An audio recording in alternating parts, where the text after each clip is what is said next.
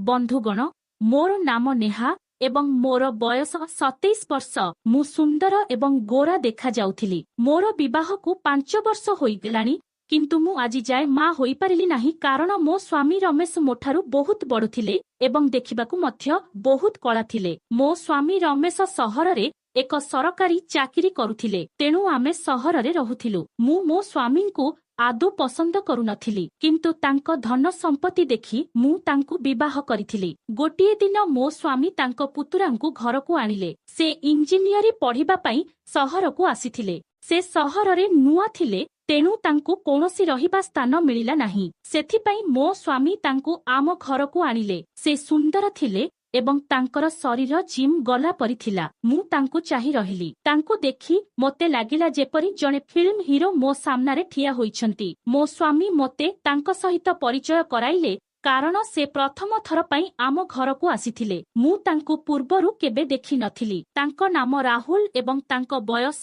25 वर्ष। मो स्वामी मोते कहिले जे राहुल इंजीनियरी पढ़िबा पई सहरकु आसिछि एवं जे पर्यंत तांकर रहिबा व्यवस्था न हुए राहुल एठारे रहिबे। एथिरे मु मो स्वामी को कहिथिली जे तुमे ड्यूटी को जिबा परे मु मध्य घरे एका बहुत बोर होई जाए। राहुलଙ୍କ जोगु मोर समय मध्य भल भाबरे बीती जिवो। तापरे मो स्वामी तांकु तांको रूम देखाई कहिले जे मु सारा दिन ड्यूटी रे थाए तेणु राहुल रो भल जत्न नेबाकू से केबे भी तुमको किछि कहिबे नाही जे तांकु कोन दरकार कारण से बहुत लाजकुला। एहा उपरे मु मो स्वामी को कहिली जे तुमे आदौ चिंता कर नाही मु तांकर जत्न नेबाकू अछि। ता परदिन मु टिके शीघ्र उठिली एवं गाधोई सारी रोसेई घर को गली। तापरे मो सामनारे दृश्य देखि मु मोर धार्य हराइली। राहुल हलरे व्यायाम करुथिबारु मु तांकु देखिकी मो मन शांति करुथिली। तांकर चिकणिया शरीर देखि मु तांको प्रति आकर्षित हेबाकू लागिली। तापरे तांकर नजर मो उपरे पड़िला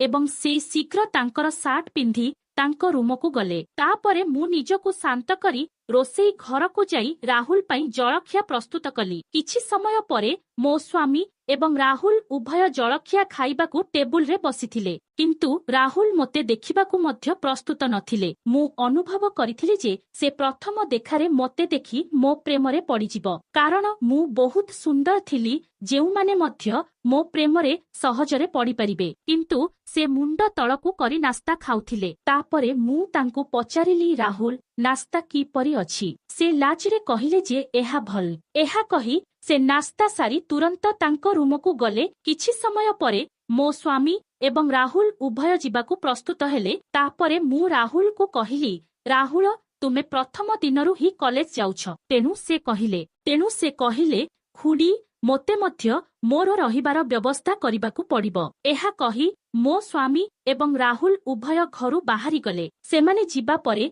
सारा दिन मु केवल राहुल विषय चिंता करी चलिली। मोर ध्यान सारा दिन घंटा उपरे थिला। मु भाबुथिली केबे संध्या हेबो एवं राहुल घर को आसिबे। मु जानी नाही काहिकी किंतु मु तांको प्रति बहुत आकर्षित हेउथिली। मु निश्चित थिली जे आजी नुहे तेबे काली से निश्चित भाबरे मो प्रेम रे पड़िजिबे। रातिरे मु एक बहुत सुंदर बाइगणी नाइटी पिंधि प्रस्तुत होई गली। मो विवाह को 5 वर्ष बीतीगला किंतु आजी पर्यंत मु केबे मो स्वामी पई एपरी प्रस्तुत होई नथिली। विवाह परे प्रथम किछि दिन मु मो स्वामी पई प्रस्तुत हेउथिली किंतु धीरे धीरे घर कामरे व्यस्त थिबारु मु केबे निज प्रति ध्यान देउ नथिली। जदि मोते बाहर को जिबाकू पड़े तेबे मु प्रस्तुत हेउथिली कारण बाहरे युवक एवं बुद्धिमान पुओ माने थिले। जेतेबेले मु मो स्वामीଙ୍କ सहित बाहर को जाउथिली समस्ते मोते देखि मो स्वामी को कहुथिले जे तुमर स्त्री बहुत सुंदर। तांको कथा सुनी मु निजको बहुत गर्वित अनुभव करुथिली एवं मो स्वामी बहुत रागी जाउथिले। तापरे राति 8टारे मो स्वामी एवं राहुल घर को आसिले। जेतेबेले मु द्वार खोलिली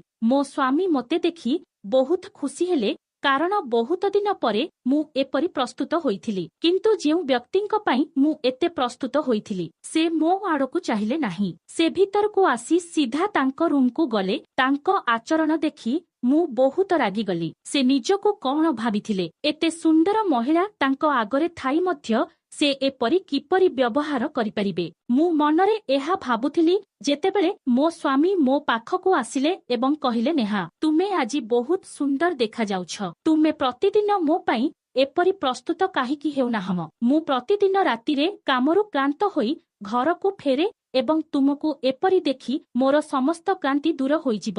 ଚାଲ ମୁଁ ଆଜି ତୁମକୁ ବୁଲିବାକୁ ନେଇଯିବି। ମୋର ସ୍ୱାମୀଙ୍କୁ ଦେଖିବାକୁ ମଧ୍ୟ ଇଚ୍ଛା ହେଉନଥିଲା। ମୁଁ ମୋ ସ୍ୱାମୀଙ୍କୁ କହିଲି ଯେ ମୋର ମୁଣ୍ଡ ବହୁତ ଯନ୍ତ୍ରଣା ହେଉଛି ଏବଂ ମୁଁ ଏବେ ଇଚ୍ଛା କରୁନାହିଁ। ମୁଁ ଏତେ ଦିନ ଧରି ତୁମକୁ ଅପେକ୍ଷା କରିଥିଲି। ଏବେ ବହୁତ ଡେରି ହୋଇଗଲାଣି। ଆଉ ମୋତେ ମଧ୍ୟ ଖାଦ୍ୟ ରାନ୍ଧିବାକୁ ପଡ଼ିବ।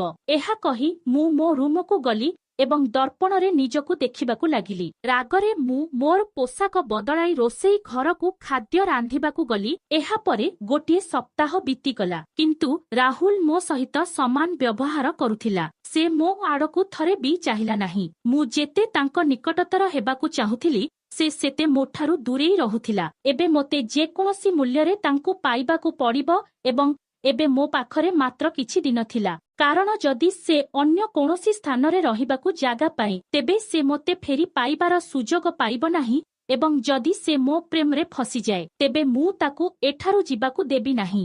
ଗୋଟିଏ ଦିନ ମୁଁ ଗାଧୋଇ ସାରି ବାଥରୁମ ବାହାରକୁ ଆସୁଥିଲି। ତାପରେ ମୋ ମନରେ ଏକ ଧାରଣା ଆସିଲା ଏବଂ ବାଥରୁମ ବାହାରକୁ ଆସିବା ସମୟରେ ମୁଁ ଜାଣିଶୁଣି ଖସିଯିବାର ଅଭିନୟ କଲି ଏବଂ ତଳେ ପଡ଼ିଗଲି। କିନ୍ତୁ ମୋର ଗୋଡ଼ ପ୍ରକୃତରେ ଆଘାତ ପାଇଲା। ମୋର ଚିତ୍କାର ଶୁଣି ମୋ ସ୍ୱାମୀ ଏବଂ ରାହୁଲ ଦୁହେଁ ଦୌଡ଼ି ଆସିଲେ। ତାପରେ ମୋ ସ୍ୱାମୀ ତୁରନ୍ତ ମୋତେ ରୁମକୁ ନେଇଗଲେ ଏବଂ ବସାଇଲେ ଏବଂ ଡାକ୍ତରଙ୍କୁ ଡାକିଲେ। କିଛି ସମୟ ପରେ ଡାକ୍ତର ଆସି କହିଲେ ଯେ ତାଙ୍କ ପାଦ ଫୁଲିଯାଇଛି ଏବଂ ତାଙ୍କୁ 8-10 ଦିନ ପାଇଁ ତାଙ୍କ ପାଦ ମାଲିସ କରିବାକୁ ପଡ଼ିବ।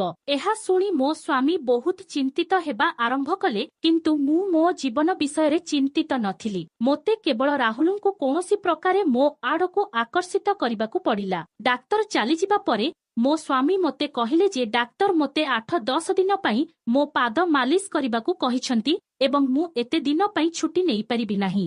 ଏବେ କ'ଣ କରିବା? ତୁମର ଯତ୍ନ କିଏ ନେବ? ତୁମେ ଗୋଟିଏ ସ୍ଥାନରୁ ହଲି ମଧ୍ୟ ପାରିବ ନାହିଁ। ତାପରେ ରାହୁଲ କହିଲେ କାକା ଚିନ୍ତା କର ନାହିଁ, ମୁଁ ଖୁଡ଼ୀଙ୍କର ଯତ୍ନ ନେବି। ଏହା ଉପରେ ମୋ ସ୍ୱାମୀ ତାଙ୍କୁ କହିଲେ ଯେ ତୁମେ କଲେଜ ଯିବ ନାହିଁ। ତାପରେ ରାହୁଲ କହିଲେ କାକା ମୋର କଲେଜ ଏବେ ଆରମ୍ଭ ହୋଇଛି ତେଣୁ ମୁଁ କିଛି ଦିନ ପାଇଁ ଛୁଟି ନେଲେ କୌଣସି ଅସୁବିଧା ନାହିଁ। ମୋ ସ୍ୱାମୀ ରାହୁଲଙ୍କ କଥା ଶୁଣି ବହୁତ ଖୁସି ହେଲେ। ସେ କହିଲେ ଠିକ ଅଛି ରାହୁଲ, ଏବେ ମୁଁ ଚିନ୍ତା ନ କରି ମୋର ଡ୍ୟୁଟିକୁ ଯାଇପାରିବି। ଏହା କହି ମୋ ସ୍ୱାମୀ ଡ୍ୟୁଟିକୁ ଗଲେ। ଏବେ ମୋର ଏକ ଭଲ ସୁଯୋଗ ଥିଲା। ରାହୁଲ ପ୍ରତିଦିନ ମୋ ପାଦ ମାଲିସ କରୁଥିଲେ କିନ୍ତୁ ସେ ମୋ ଆଡ଼କୁ ଚାହିଁଲେ ନାହିଁ। ଏହିପରି 3-4 ଦିନ ବିତିଗଲା ଏବଂ ଗୋଟିଏ ଦିନ ମୁଁ ମୋ ରୁମରେ ଥିଲି ଏବଂ ରାହୁଲ ହଲରେ ଥିଲେ। ତାପରେ ମୁଁ ତାଙ୍କୁ ମୋ ରୁମକୁ ଡାକିଲି। ସେ ତୁରନ୍ତ ମୋ ରୁମକୁ ଆସିଲେ। ମୁଁ ତାଙ୍କୁ କହିଲି ମୁଁ ଏଠାରେ ବସି ବହୁତ ବିରକ୍ତ ହେଉଛି, ମୋତେ ରୁମକୁ ନେଇଯାଅ। ତେଣୁ ସେ କହିଲେ ଖୁଡ଼ୀ ମୁଁ ତୁମକୁ ନେଇପାରିବି ନାହିଁ। ଯେତେବେଳେ କାକା ଘରକୁ ଆସିବେ ସେ ତୁମକୁ ହଲକୁ ନେଇଯିବେ। ଯଦି ତୁମକୁ କିଛି ଦରକାର ହୁଏ ମୋତେ କୁହ, ମୁଁ ତୁମ ପାଇଁ ଆଣିବି। ମୁଁ ତାଙ୍କୁ କିଛି କହିପାରିଲି ନାହିଁ। ମୁଁ ତାଙ୍କୁ କହିଲି ଠିକ ଅଛି, ମୋର ଏବେ କିଛି ଦରକାର ନାହିଁ। ଯେତେବେଳେ ମୋର କିଛି ଦରକାର ପଡ଼ିବ ମୁଁ ତୁମକୁ ଫୋନ କରିବି। ମୋ କଥା ଶୁଣି ସେ ହଲକୁ ଫେରିଗଲେ ଏବଂ ବସିଗଲେ। ମୁଁ ଏବେ ତାଙ୍କ ଉପରେ ବହୁତ ରାଗିଗଲି। ଯାହାଙ୍କ ପାଇଁ ମୁଁ ମୋ ଜୀବନକୁ ବିପଦରେ ପକାଇଥିଲି ସେ ମୋ ବିଷୟରେ ଆଦୌ ଚିନ୍ତା କଲେ ନାହିଁ। ପରଦିନ ମୁଁ ଜାଣିଶୁଣି ବିଛଣାରୁ ତଳେ ବସି ପଡ଼ିଲି ଏବଂ ମୁଁ ବିଛଣାରୁ ପଡ଼ିଯାଇଥିବାର ଅଭିନୟ କଲି ଏବଂ ଜୋରରେ ଡାକିଲି। ସେ ମୋ ରୁମକୁ ଦୌଡ଼ି ଆସିଲେ ଏବଂ ମୋତେ ପଡ଼ିଯାଇଥିବା ଦେଖି ସେ ତୁରନ୍ତ ମୋତେ ଉଠାଇବାକୁ ଲାଗିଲେ। ସେ ମୋର ଗୋଟିଏ ହାତ ତାଙ୍କ କାନ୍ଧରେ ରଖିଲେ ଏବଂ ତାଙ୍କର ଅନ୍ୟ ହାତ ମୋ ହାତରେ ଥିଲା। ମୁଁ ତାଙ୍କ ସ୍ପର୍ଶର ମଜା ନେଉଥିଲି। ମୁଁ ତାଙ୍କ ବାହୁରେ ହଜିଯିବା ପରି ଅନୁଭବ କରୁଥିଲି। ତାପରେ ସେ ମୋତେ ବେଡ୍ ଉପରେ ବସାଇ କହିଲେ ଖୁଡ଼ୀ ତୁମେ କୌଣସି ସ୍ଥାନରେ ଆଘାତ ପାଇଛ କି? ମୁଁ କହିଲି ନା, ମୋର କୌଣସି ସ୍ଥାନରେ ଆଘାତ ନାହିଁ। ସେ କହିଲେ ଠିକ ଅଛି, ନିଜର ଧ୍ୟାନ ରଖ। ଏହା କହି ସେ ଚାଲିଗଲେ। ଏବେ ତାଙ୍କର ସ୍ପର୍ଶ ମୋତେ ବହୁତ ଅସ୍ଥିର କରିଦେଇଥିଲା। ମୁଁ ତାଙ୍କ ବିନା କିଛି ଭାବି ପାରୁନଥିଲି। ମୁଁ ପ୍ରତିଦିନ ପଡ଼ିଯିବାର ଅଭିନୟ କରିବାକୁ ଲାଗିଲି ଏବଂ ରାହୁଲ ମୋ ପାଖକୁ ଦୌଡ଼ି ଆସି ମୋତେ ଉଠାଇ ବିଛଣାରେ ବସାଉଥିଲେ। ଏହିପରି 8-10 ଦିନ ବିତିଗଲା ଏବଂ ତାପରେ ମୋ ସ୍ୱାମୀ ପୁଣି ଡାକ୍ତରଙ୍କୁ ଡାକିଲେ। ତାପରେ ଡାକ୍ତର କହିଲେ ଯେ ତାଙ୍କ ଗୋଡ଼ ଏବେ ଠିକ ଅଛି। ଏହା ଶୁଣି ମୋ ସ୍ୱାମୀ ବହୁତ ଖୁସି ହେଲେ। କିନ୍ତୁ ମୁଁ ଭାବିବାକୁ ଲାଗିଲି ଯେ ଏବେ ମୁଁ ରାହୁଲଙ୍କ ପାଖକୁ ଯିବାର ସୁଯୋଗ ପାଇବି ନାହିଁ। ସେଥିପାଇଁ ମୋର ମନୋଭାବ ବହୁତ ଚିଡ଼ଚିଡ଼ା ହୋଇଗଲା। ମୁଁ ସାରା ଦିନ ଭାବୁଥିଲି ଯେ ମୁଁ କଣ କରିବି ଯାହାଦ୍ୱାରା ରାହୁଲ ମୋ ପ୍ରତି ଆକର୍ଷିତ ହୁଅନ୍ତି। ଥରେ ମୋ ସ୍ୱାମୀଙ୍କୁ ଡ୍ୟୁଟିରୁ ଘରକୁ ଯିବାକୁ ପଡ଼ିଲା। ତୁମେ ନିଜର ଯତ୍ନ ନେବ ଏବଂ ରାହୁଲ ଏଠାରେ ଅଛି, ତେଣୁ ତୁମର ଯାହା ଦରକାର ହେବ ତାକୁ କୁହ। ମୋ ସ୍ୱାମୀଙ୍କ କଥା ଶୁଣି ମୁଁ ବହୁତ ଖୁସି ହୋଇଥିଲି। ଏବେ ମୁଁ ରାହୁଲଙ୍କ ନିକଟତର ହେବାର ସୁଯୋଗ ପାଇଥିଲି। ଏବେ ମୁଁ ଭାବିଲି ଯେ ମୁଁ ମୋ ମନରେ ଯାହା ଅଛି ତାହା ରାହୁଲଙ୍କୁ କହିବି। ତାପରେ ମୋ ସ୍ୱାମୀ ରାହୁଲଙ୍କୁ କହିଲେ, ମୁଁ କିଛି ଦିନ ପାଇଁ ବାହାରକୁ ଯାଉଛି। ତୁମେ ଖୁଡ଼ୀଙ୍କ ଯତ୍ନ ନେବ ଏବଂ ତାଙ୍କର ଯାହା ଆବଶ୍ୟକ ତାହା ଦେବ। ତାଙ୍କ ଗୋଡ଼ ସୁସ୍ଥ ହୋଇଯାଇଥିବାରୁ ତାଙ୍କୁ ବାହାରକୁ ଯିବାକୁ ଦେବ ନାହିଁ। ଏଥିରେ ରାହୁଲ କହିଲେ, କାକା ଦୟାକରି ମୋତେ ଯଥାଶୀଘ୍ର କୌଣସି ସ୍ଥାନରେ ରହିବାର ବ୍ୟବସ୍ଥା କରନ୍ତୁ। ମୁଁ ଆଉ ଏଠାରେ ରହିବାକୁ ଚାହୁଁନାହିଁ। ଏହା ଉପରେ ମୋ ସ୍ୱାମୀ ତାଙ୍କୁ ପଚାରିଲେ, କାହିଁକି କଣ ହେଲା? ତୁମକୁ ଏଠାରେ ଭଲ ଲାଗୁନାହିଁ କି? ରାହୁଲ ଏଥିରେ କିଛି କହିଲେ ନାହିଁ। ସେ କେବଳ କହିଲେ, ମୁଁ କେତେଦିନ ତୁମ ଉପରେ ବୋଝ ହୋଇ ରହିବି। ମୋତେ କୌଣସି ଦିନ ଏଠାରୁ ଚାଲିଯିବାକୁ ପଡ଼ିବ। ଏହା ଉପରେ ମୋ ସ୍ୱାମୀ କହିଲେ, ଠିକ ଅଛି, ମୁଁ ଫେରି ଆସି ତମର ବ୍ୟବସ୍ଥା କରିଦେବି। ତୁମେ ତୁମ ଖୁଡ଼ୀଙ୍କର ଯତ୍ନ ନିଅ। ମୁଁ ତାଙ୍କୁ ପୂର୍ବରୁ କେବେ ଏପରି ଏକା ଛାଡ଼ି ନାହିଁ, କିନ୍ତୁ ଏବେ ତୁମେ ଏଠାରେ ଅଛ, ତେଣୁ ମୋତେ ଚିନ୍ତା କରିବାର ଆବଶ୍ୟକତା ନାହିଁ। ଏହା ଉପରେ ରାହୁଲ କହିଲେ, ହଁ ମୋ କାକା, ତୁମେ ନିଶ୍ଚିତ ହୋଇଯାଇପାର। ମୁଁ ଖୁଡ଼ୀଙ୍କ ଯତ୍ନ ନେବି। ରାହୁଲଙ୍କ କଥା ଶୁଣିବା ପରେ ମୋ ସ୍ୱାମୀ କାମ ପାଇଁ ବାହାରକୁ ଗଲେ। ରାହୁଲ ତାଙ୍କ ରୁମକୁ ଯାଉଥିଲେ ଯେତେବେଳେ ମୁଁ ତାଙ୍କୁ କହିଲି, ମୁଁ ତୁମ ସହିତ କିଛି ଗୁରୁତ୍ୱପୂର୍ଣ୍ଣ କଥା ହେବାକୁ ଚାହୁଁଛି। ସେ କହିଲେ, ମୋତେ କୁହ କଣ କଥା? କିନ୍ତୁ ସେ ମୋ ଆଡ଼କୁ ନ ଚାହିଁ କହୁଥିଲେ। ମୁଁ ରାହୁଲଙ୍କୁ କହିଲି, ମୋତେ ଦେଖ, ମୋ ଭିତରେ କଣ ଅଭାବ ଅଛି। ମୁଁ ଦେଖିବାକୁ ବହୁତ ସୁନ୍ଦର ଏବଂ ପୂର୍ଣ୍ଣ ଶରୀର ଅଛି। ତୁମେ ଯାହା ଚାହୁଁଛ ମୁଁ ତୁମକୁ ଦେବାକୁ ପ୍ରସ୍ତୁତ। ତାହେଲେ ତୁମର ଅସୁବିଧା କଣ? ମୁଁ ତୁମକୁ ବହୁତ ଭଲ ପାଏ। ମୁଁ ତୁମକୁ ବହୁତ ପସନ୍ଦ କରେ। ମୁଁ ତୁମକୁ ବହୁତ ପସନ୍ଦ କରେ। ମୁଁ ତୁମ କାକାଙ୍କୁ ଆଦୌ ପସନ୍ଦ କରେ ନାହିଁ। ଯଦି ତୁମେ ପ୍ରସ୍ତୁତ, ମୁଁ ତୁମ କାକାଙ୍କୁ ଛାଡ଼ି ସବୁଦିନ ପାଇଁ ତୁମ ସହିତ ରହିବାକୁ ପ୍ରସ୍ତୁତ। ମୁଁ ତୁମ ସହିତ ଚାହୁଁଥିବା ଖୁସି ଚାହୁଁଛି। ରାହୁଲ, ମୁଁ ତୁମକୁ ବିବାହ କରିବାକୁ ଚାହୁଁଛି। ମୋର ବହୁତ ଟଙ୍କା ଅଛି। ମୁଁ ତୁମକୁ କୌଣସି ଜିନିଷର ଅଭାବ ହେବାକୁ ଦେବି ନାହିଁ। ସେ କହିଲା, ଖୁଡ଼ୀ, ମୁଁ ମୋ କାକାଙ୍କୁ ବହୁତ ସମ୍ମାନ କରେ ଏବଂ ମୁଁ ତାଙ୍କୁ ବିଶ୍ୱାସଘାତକତା କରିପାରିବି ନାହିଁ। କାକା ତୁମକୁ ବହୁତ ଭଲ ପାଆନ୍ତି, କିନ୍ତୁ ତୁମେ ତାଙ୍କ ପ୍ରେମକୁ ଆଦୌ ମୂଲ୍ୟ ଦେଉନାହ।